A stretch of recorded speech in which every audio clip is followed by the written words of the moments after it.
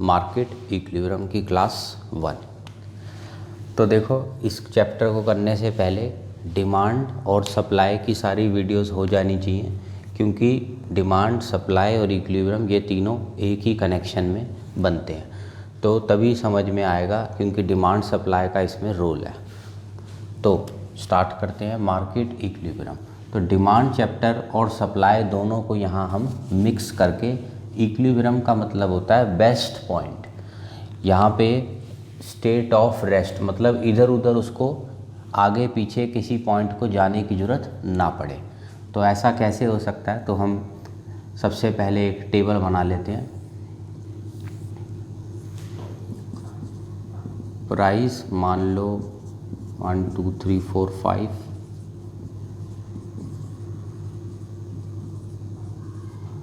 Quantity demanded in market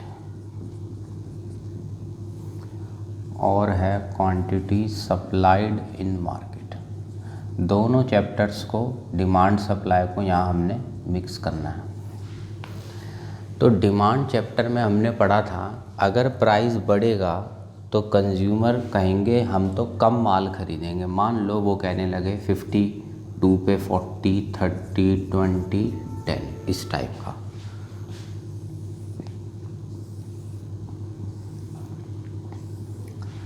ये demand chapter में हमने देखा था। अब सप्लाई चैप्टर में हमने देखा था कि अगर प्राइस बढ़ता है तो प्रोड्यूसर को मोटिवेशन आती है कि मैं काम ज़्यादा करूं, पैसे ज़्यादा कमाऊं, तो वो अपनी सप्लाई को धीरे धीरे बढ़ाता है। मान लो 10, 20, 30, 40, 50 ऐसे।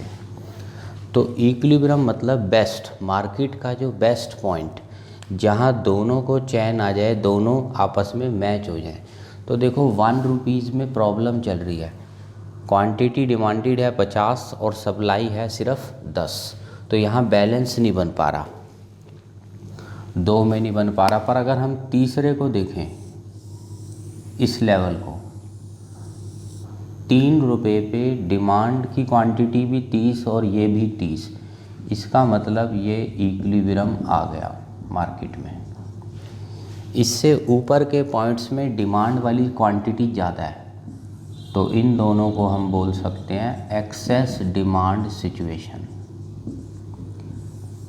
अब इन दोनों को देखते हैं, बाद वाले को देखो, सप्लाई ज़्यादा है, यहाँ भी सप्लाई ज़्यादा है, एक्सेस सप्लाई।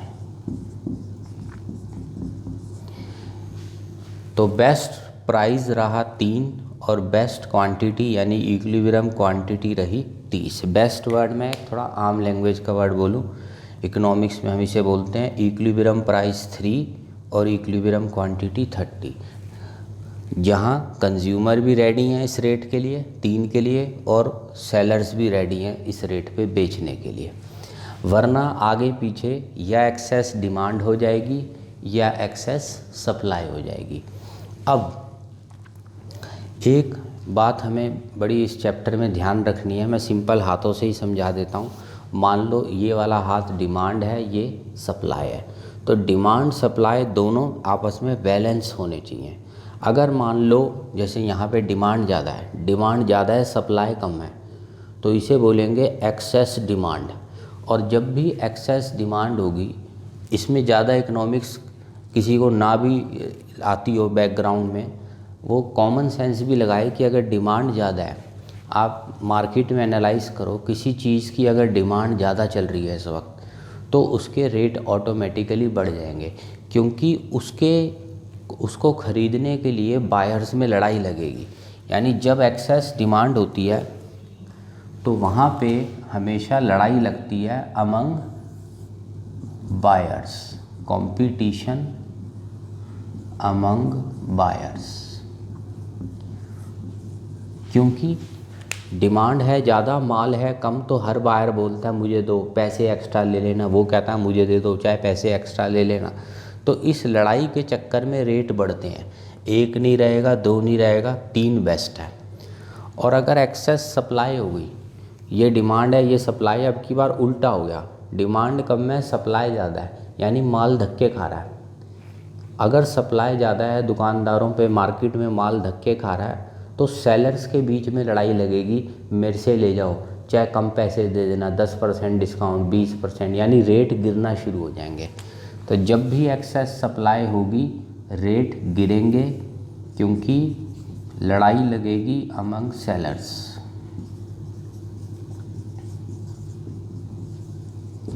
तो रेट गिरेंगे। और यहाँ पे कंपटीशन अमंग बायर्स वाले केस में प्राइस बढ़ेंगे, यहाँ प्राइस गिरेंगे। यानी 5 रुपये रेट पे क्या प्रॉब्लम है, अगर क्वेश्चन हमें पूछे तो हम बोलेंगे 5 रुपये पे चल रही है एक्सेस सप्लाई, सप्लाई ज़्यादा है ये वाली साइड, इससे लड़ाई लगेगी सेलर्स के बीच में, मेरे से माल ले लो, मेरे से ले लो, मैं कम रेट लगा दूंगा। इस चक्कर में रेट गिरेंगे, 5 से गिर के 4 पे भी लड़ाई लगेगी, फिर रेट 3 पे कोई लड़ाई नहीं लगेगी, ना बायर्स ना सेलर्स।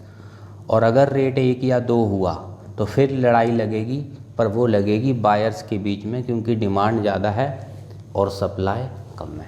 तो इन लड़ाइयों के चक्कर में जो बेस्ट प्राइस है, जो प्राइस टिकेगा मार्केट में बेस्ट, वो होगा 3। खरीदने वाले भी खुश, बेचने वाले भी खुश, वरना उससे अप डाउन जाओगे तो लड़ाई लगेगी या बायर्स में या सेलर्स में।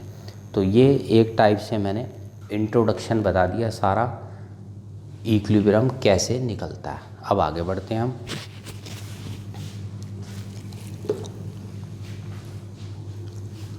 इस बातों को ध्यान रखना है, यही सारी बातें मैं अब डायग्राम से बोलूँगा। तो अगर ये टेबल से बातें समझ आ गई, बस रिपीट करूँगा मैं डायग्राम में, इसलिए इन बातों को अच्छे से नोट भी करना है। सारी बातें जो जो लिखी हैं यहाँ पे, चाहे पॉज करके आराम से नोट कर लो। और चैप्टर इम्पॉर्टेंट है, 6 मार्कर का क्वेश्चन इसमें से बन सकता है। तो ये फर्स्ट क्वेश्चन ही हमारा यही है जो चल रहा है कि इक्विलिब्रियम इन मार्केट कैसे निकलेगा। तो टेबल से तो हमने समझ लिया इक्विलिब्रियम, अब डायग्राम से समझेंगे। प्राइस और क्वांटिटी, ये क्वांटिटी डिमांडेड भी यही है और क्वांटिटी सप्लाइड भी यही है। डिमांड कर्व हम पहले पढ़ चुके हैं, डाउन होता है, और सप्लाई कर्व अप। ये हो गई इनकी टक्कर, जैसे अभी टेबल में हमने देखी थी। दोनों का कॉमन पॉइंट टक्कर। आम लैंग्वेज बड़ी सिंपल सी याद रख सकते हो इस चैप्टर में, हर जगह डिमांड सप्लाई की टक्कर निकालनी है, और टक्कर हो गया कॉमन पॉइंट, वहाँ से निकलेगा प्राइस और ये क्वांटिटी। यानी टेबल के हिसाब से ये जो टक्कर वाला बेस्ट प्राइस है ये है 3, और ये टक्कर वाली जो बेस्ट क्वांटिटी ये है 30, अगर मैं टेबल के हिसाब से बोलूँ पिछले। अब इक्विलिब्रियम पॉइंट, अगर पॉइंट पूछें तो वो हो गया ई। क्यों?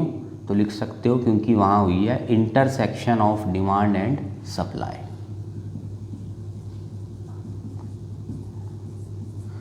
डी डिमांड का शॉर्टकट बना लेते हैं, and S curve, demand and supply curve. और इक्विलिब्रियम प्राइस पूछे क्वेश्चन, यानी टक्कर वाला बेस्ट प्राइस वो है OP, और बेस्ट क्वांटिटी जो टक्कर से निकली है OQ। अब थोड़ी थ्योरी लिखते हैं। अगर प्राइस इससे मान लो नीचे ले लें, लाइक P1, तो प्रॉब्लम क्या है?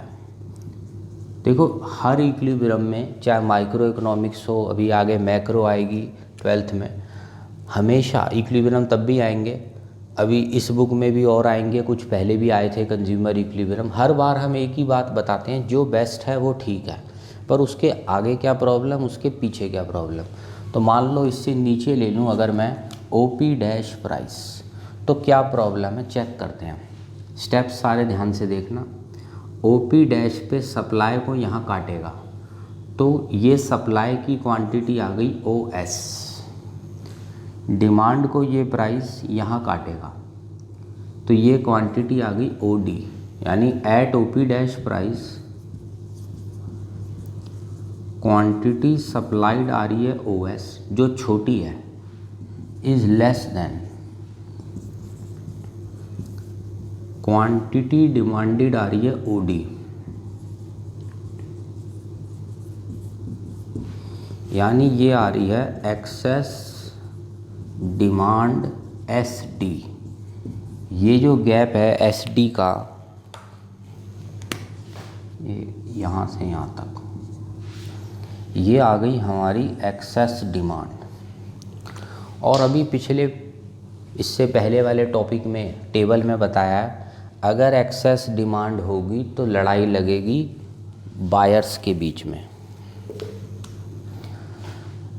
तो इसके बाद लिखना है, वहाँ लिख देता हूँ मैं, यहाँ कंपटीशन लगेगा अमंग बायर्स।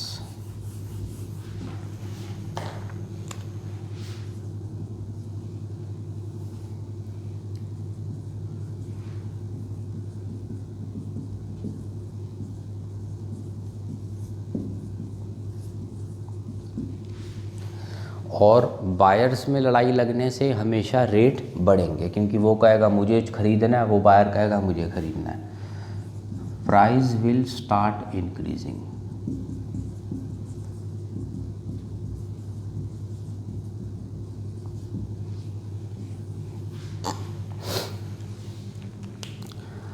यानी ये जो हमने P1 ले लिया था, अब ये रेट बढ़ने लगेगा, इसकी तरफ आने लगेगा वापस OP की जगह, क्योंकि ये बेस्ट नहीं है, OP बेस्ट है, तो वो बेस्ट की तरफ आने लगेगा। पर समझाना कैसे है, थोड़ा सा और लिख लेते हैं। अब देखो, किसी को ज़्यादा दिक्कत हो तो सिंपल वो लिख सकता है, अभी प्राइस बढ़ के वापस OP आ गया, यहाँ पर भी ख़त्म कर सकते हो। या थोड़ी और डिटेल लिखना चाहो, जो ऑफिशियल अगर बुक्स में देखें तो वो डिटेल ये है, क्योंकि प्राइस बढ़ रहा है उससे दो बातें होंगी। प्राइस बढ़ने से दो इफ़ेक्ट्स होते हैं। अब इस डायग्राम को चाहे आप ना भी देखो, पुराने चैप्टरों में बता रखा है मैंने, अगर प्राइस बढ़ेगा तो क्वांटिटी डिमांडेड पब्लिक कम करेगी, और अगर प्राइस बढ़ेगा तो बिजनेसमैन क्वांटिटी सप्लाइड को बढ़ाएंगे। ये दोनों इफ़ेक्ट्स होंगे। क्वांटिटी डिमांडेड गिरेगी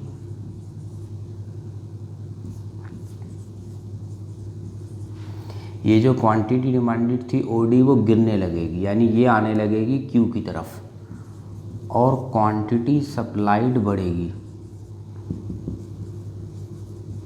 ये क्वांटिटी सप्लाइड इधर आने लगेगी। तो ये क्वांटिटी में जो गैप आ रहा था एक्सेस डिमांड का, ये प्राइस बढ़ने की वजह से, प्राइस बढ़ के इधर से इधर आएगा, ये दोनों वापस मिलके Q पे बराबर हो जाएंगे।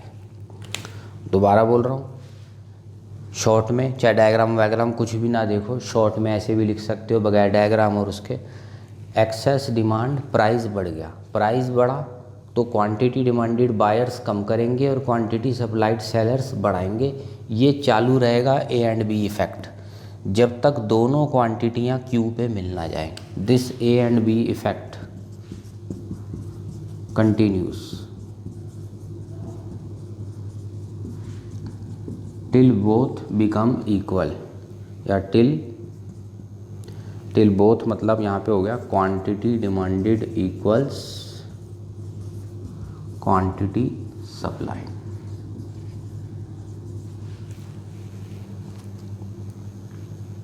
बोथ का मतलब हो गया ये दोनों इक्वल ना हो जाए, यानी एट OQ। तो कुल मिला के शॉर्ट में समरी लिखना चाहो तो फिर लिख सकते हो, प्राइस बढ़ा जिससे क्वांटिटी डिमांडेड गिरी, क्वांटिटी सप्लाइड बढ़ी, और ये वापस Q पे आ गए और प्राइस बढ़ के P पे आ गया।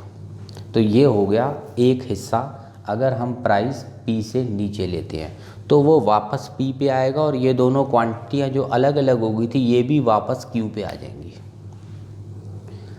अब सेकंड पार्ट आता है, अगर हमने प्राइस इससे ऊपर ले लिया, P2 ले लिया, तो क्या प्रॉब्लम होगी। उसके लिए फिर से डायग्राम बना के साफ एक देखते हैं।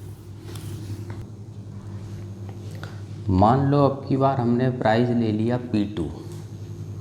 अब इसमें क्या प्रॉब्लम हो गई चेक करते हैं। इस प्राइस पे डिमांड की टक्कर यहाँ हो रही है, तो डिमांड वाली क्वांटिटी ये है, सप्लाई को टक्कर यहाँ हो रही है,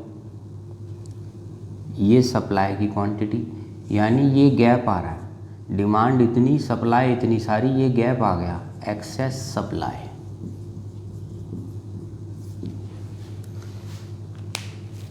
आगे की पहले तो मैं लैंग्वेज ओरली बता देता हूँ, प्रैक्टिस ओरल की ही करनी है हमें, कि लॉजिक से ही हम पहले मन में आंसर बना लें, लैंग्वेज तो हम बाद में भी लिख लेंगे।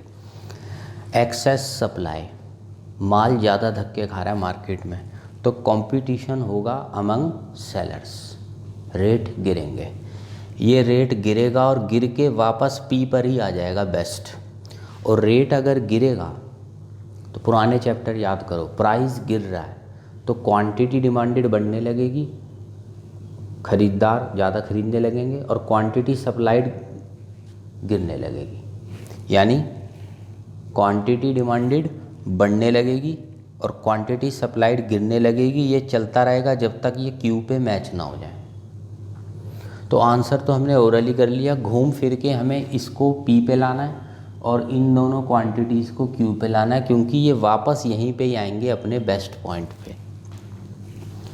ये जो इंटरसेक्शन वाला पॉइंट है ये वहीं पर ही आ जाएंगे।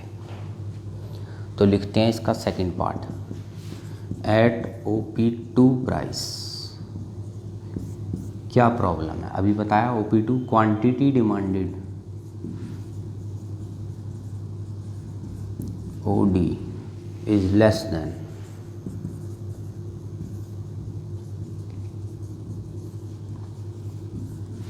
Quantity supplied OS, excess supply,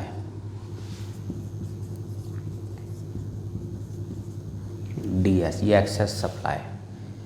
इससे लड़ाई लगेगी among sellers, competition among sellers.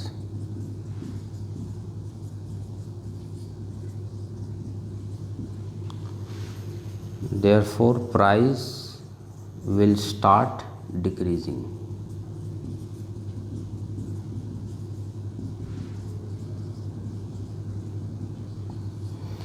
Price गिर के पी पे आएगा, क्वांटिटियाँ ये दोनों वापस क्यू पे आएंगी।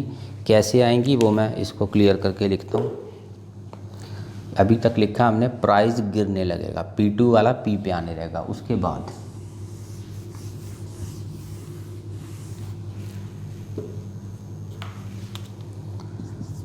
Due to price decrease, two effects होंगे। रेट अगर नीचे की ओर गिर रहा है तो क्वांटिटी डिमांडेड हमेशा बढ़ेगी,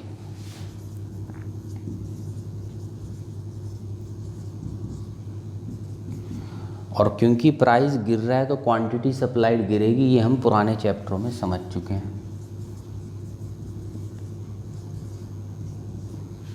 क्वांटिटी डिमांडेड का बढ़ना, इस क्वांटिटी का बढ़ना इधर, और सप्लाइड का इसका घटना इधर, ये तब तक चलता रहेगा A एंड B का ऐसे, जब तक ये बराबर ना हो जाए Q पे।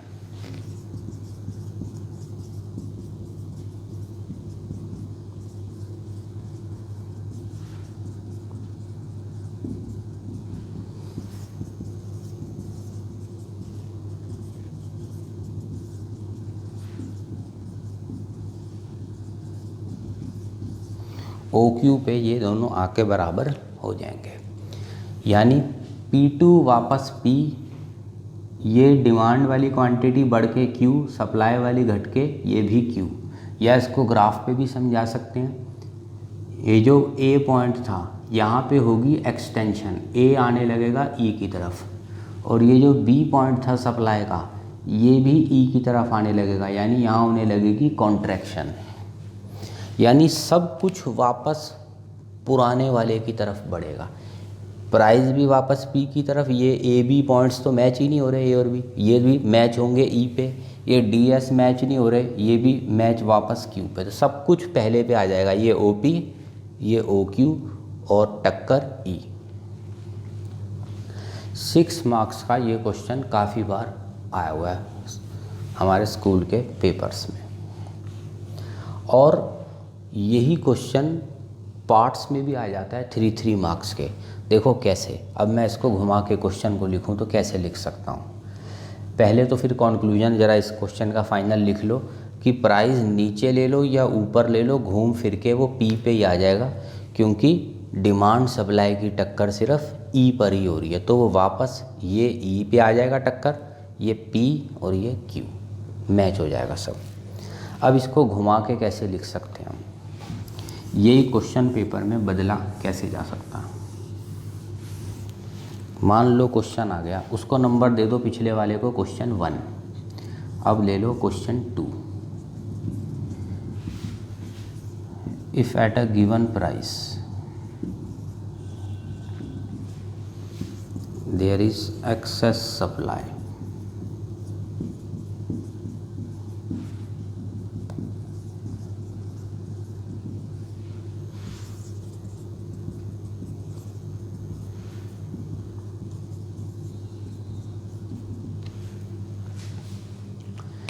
कह रहा है एक हमने ऐसा प्राइस ले लिया जहां एक्सेस सप्लाई आ रही है।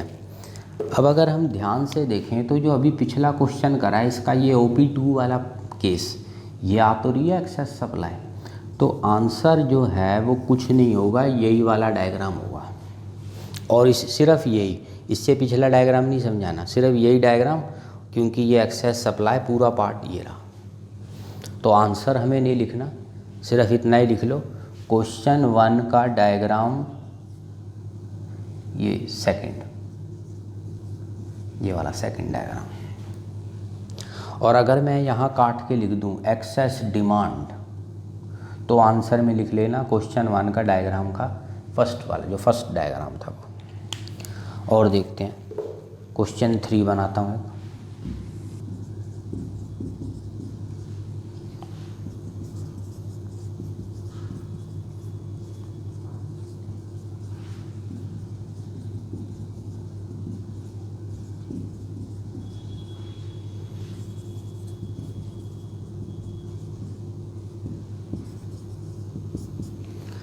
कह रहा है क्या होगा, क्या क्या चेंज होगा अगर हमने एक प्राइस लिया अबव इक्विलिब्रियम प्राइस। तो देखो इक्विलिब्रियम प्राइस OP है, और हमने एक प्राइस ले लिया इससे ऊपर, we take any price OP2 which is above equilibrium. ये तो फिर यही हो गया ऊपर वाला ही, सेम डायग्राम। और अगर वो कह देता वी टेक प्राइस बिलो, तो फिर वो हो जाता फर्स्ट वाला डायग्राम। तो सिर्फ क्वेश्चन लिख लो, आंसर तो हम लिख ही चुके हैं पहले, क्वेश्चन पूछने के तरीके हैं। ये यही वाला है जो मैंने पूछा अभी। दूसरा वाला मैंने ओरल बता दिया, अगर नीचे लोगे बिलो तो फर्स्ट डायग्राम। तो इसको क्लियर करते हैं इस पूरे टॉपिक को। 6 मार्क्स का आएगा तो दोनों केसेस के साथ आया हुआ है, आधा आधा करके आएगा तो 3 में आए हुए हैं ये। आगे देखते हैं नेक्स्ट क्वेश्चन।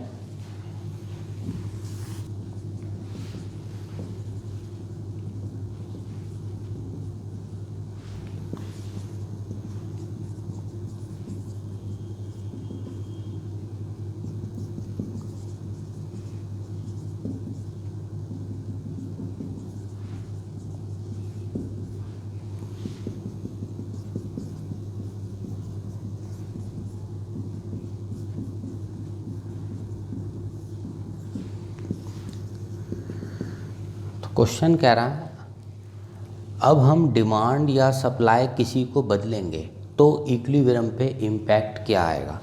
पिछले क्वेश्चंस में डिमांड और सप्लाई कर्व्स को हमने वही रखा था DDSS, पर अब की बार हम उसे चेंज करेंगे। Case 1 demand increase. पहले ओरिजिनल ग्राफ बना लेते हैं, यानी ओरिजिनल टक्कर ब्लैक कलर से। हो सके तो आप लोग भी पेन थोड़ा डिफरेंट यूज़ कर लेना इसमें, अभी के लिए स्कूल में तो खैर ब्लू यूज़ करना होता है, और डायग्राम्स तो वैसे भी पेंसिल से ही बनाने होते हैं, पर अभी समझने के लिए आप पहली बार जब करो तो अलग कलर का इस्तेमाल कर सकते हो। तो ये तो होगी ओरिजिनल पोजीशन जो कि मैं ब्लैक कलर से बना रहा हूँ। अब डिमांड बढ़ गई, जब भी कोई कर्व बढ़ता है तो वो राइट साइड शिफ्ट कर जाता है। तो न्यू डिमांड ब्लू कलर से डॉटेड बना लेते हैं, अगर पेपर में तो जैसे पेंसिल ही होती है, तो डार्क लाइन हो जाएगी हमारी ओरिजिनल, लिख देना साथ में, और डॉटेड लाइन न्यू। फ़िलहाल तो मेरे पास अलग कलर का पेन है, तो यहाँ तो मैं न्यू लाइन ब्लू कलर से बना सकता हूँ। अब क्या हुआ, इस चैप्टर में टक्कर वर्ड बड़ा मेन है, डिमांड सप्लाई की टक्कर। तो पहली टक्कर हो रही थी यहाँ, अब ये डिमांड तो ख़त्म हो गया, ये नया है, सप्लाई में कोई चेंज नहीं है, पार्ट 1। तो न्यू टक्कर ये थी, न्यू टक्कर से न्यू प्राइस और न्यू क्वांटिटी। तो कुछ भी नहीं है, बहुत सिंपल डायग्राम है। पहले ओरिजिनल टक्कर, डिमांड राइट साइड शिफ्ट हो गया इंक्रीज, तो न्यू टक्कर, new price, new quantity.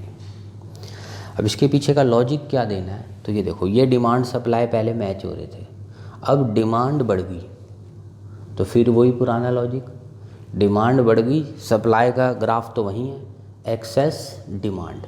Excess demand में लड़ाई लगती है अमंग बायर्स, तो कंपटीशन अमंग बायर्स, जिसकी वजह से ये प्राइस बढ़ गया। डिमांड इंक्रीज बट सप्लाई तो सेम है, एक्सेस डिमांड, हाथ से ऐसे सिंपल कर सकते हो, डिमांड बढ़ गई यानी हाइट ऊंची डिमांड की है, excess demand. Competition among buyers,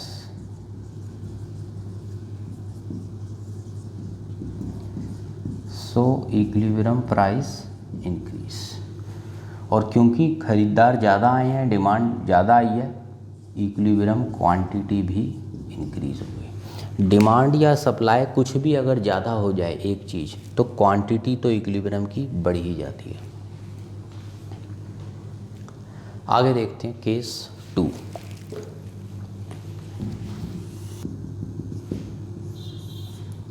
case 2 है डिमांड डिक्रीज, मतलब लेफ्ट शिफ्ट लेगा, पहले ओरिजिनल। टक्कर बनानी है, उसी से ही सारा काम करना है।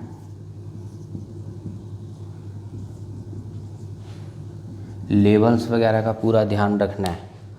पहले डिमांड सप्लाई टक्कर पी क्यू, उसके बाद आगे बढ़ना है। कई लोग ओल्ड पोजीशन बनाई नहीं, न्यू ग्राफ पहले बना लेते हैं, फिर लेवल पी क्यू सब गलत हो जाता है।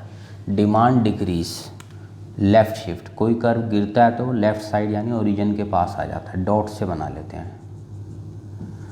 डॉटेड इसलिए बना लेते हैं ताकि चेकर भी डिफरेंशिएट कर पाए कौन पुराना है कौन नया है, और तुम खुद भी डिफरेंशिएट कर पाओ। डिमांड बदल गई पर सप्लाई सेम है, तो सप्लाई पुरानी वाली लो, डिमांड ये रही, न्यू टक्कर ई डैश, न्यू टक्कर से new price P dash, new quantity Q dash. Demand decrease, supply same. हाथ से हमेशा चेक कर लेना है, ये डिमांड है ये सप्लाई, हमेशा यही रखूँगा। डिमांड गिर गई तो ऑटोमेटिकली हाइट ऊंची किसकी हो गई, ये supply, excess supply. Excess supply है, माल धक्के खा रहा है, कंपटीशन अमंग सेलर्स।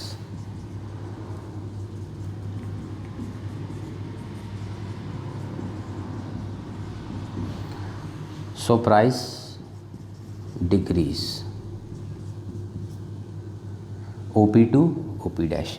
और क्योंकि डिमांड या सप्लाई में से कुछ भी एक गिर जाएगा तो क्वांटिटी भी गिर रही है। Equilibrium price decrease, equilibrium quantity decrease because demand decrease. ठीक है, ओरल बोल रहा हूँ, अपना बातें सारी नोट करते रहो। तीसरा केस सप्लाई इंक्रीज। चाहो तो मेरे बनाने से पहले खुद भी बना के एक बार देख सकते हो, पॉज करके, फिर चेक करना है।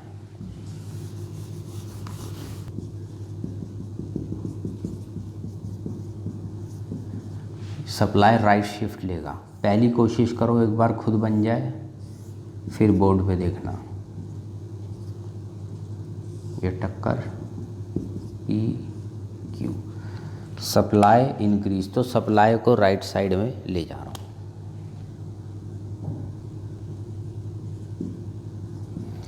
न्यू टक्कर, डिमांड पुरानी वाली है, ये रही न्यू टक्कर। न्यू टक्कर से न्यू प्राइस, लेवल्स वगैरह वो वही रहते हैं सेम हमारे।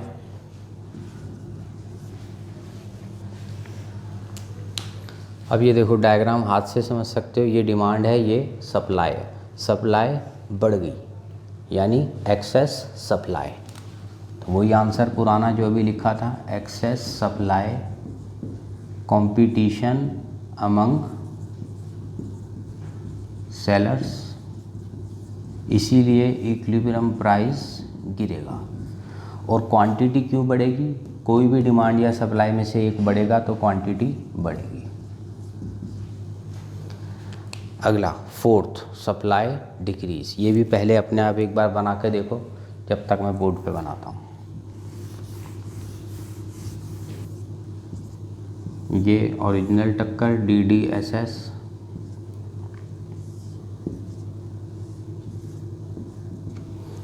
पहले एक बार हाथ से चेक कर लेते हैं। ये डिमांड, ये सप्लाई, सप्लाई गिर गई मतलब हाइट ऊंची किसकी है? डिमांड। तो एक्सेस डिमांड, डिमांड अगर ज़्यादा होगी तो किसके बीच में लड़ाई लगेगी? डिमांड ज़्यादा है तो बायर्स के बीच में लड़ाई लगेगी। बना के देखते हैं जिससे रेट बढ़ेंगे। तो सप्लाई गिरा दो, लेफ़्ट शिफ्ट, न्यू टक्कर ये रही, डिमांड सेम है, P बढ़ गया, Q गिर गया, excess demand, competition among buyers, जिसकी वजह से इक्विलिब्रियम प्राइस बढ़ गया। और क्योंकि डिमांड या सप्लाई में से कोई भी एक चीज़ गिर रही है, सप्लाई गिर रही है, तो क्वांटिटी गिरेगी। तो ये हमारे 4 वेरी इंपॉर्टेंट केसेस थे। अब पेपर में ये घुमा के भी पूछे जा सकते हैं, जैसे मैं कुछ सैंपल बता देता हूँ। मान लो डिमांड इंक्रीज़ है, वो डायरेक्ट हमें नहीं लिखा डिमांड इंक्रीज़, उसकी जगह ऐसे लिखा हुआ है टेस्ट ऑफ कंज्यूमर्स इंक्रीज़। तो वो आपको खुद समझना है, अगर टेस्ट ऑफ कंज्यूमर बढ़ रहा है तो फिर डिमांड बढ़ जाएगी, तो वो आंसर 1 लिखना है। ऐसे ही मान लो लिखा हुआ है टेस्ट ऑफ कंज्यूमर डिक्रीज़, तो समझ जाओ डिमांड डिक्रीज़। ऐसी कोई सप्लाई का फैक्टर भी गिवन हो सकता है, जैसे गवर्नमेंट ने बिजनेसमैनों पे टैक्सेस बढ़ा दिए, एक्साइज, GST, कोई भी टैक्सेस बढ़ा दिए। तो अगर टैक्सेस बढ़ते हैं तो बिजनेसमैनों को प्रॉफिट कम होगा, तो वो सप्लाई गिरा देंगे, यानी केस 4। ऐसी कॉस्ट ऑफ इनपुट अगर कम हो रही है बिजनेसमैन की, प्रॉफिट बढ़ रहे हैं, तो वो सप्लाई बढ़ा देगा, केस 3। यानी डिमांड सप्लाई के सारे फैक्टर्स अगर पिछली वीडियोस में डिमांड सप्लाई की क्लियर हैं तो उनसे रिलेटेड कोई पॉइंट यहाँ बनाया जा सकता है। ग्राफ यही 4 रहेंगे, या डिमांड बढ़ेगी घटेगी, या सप्लाई बढ़ेगी घटेगी। तो आज की क्लास में हम यहीं तक रखते हैं। नेक्स्ट क्लास में हम और आगे कुछ केसेस देखते हैं। ठीक है, थैंक यू।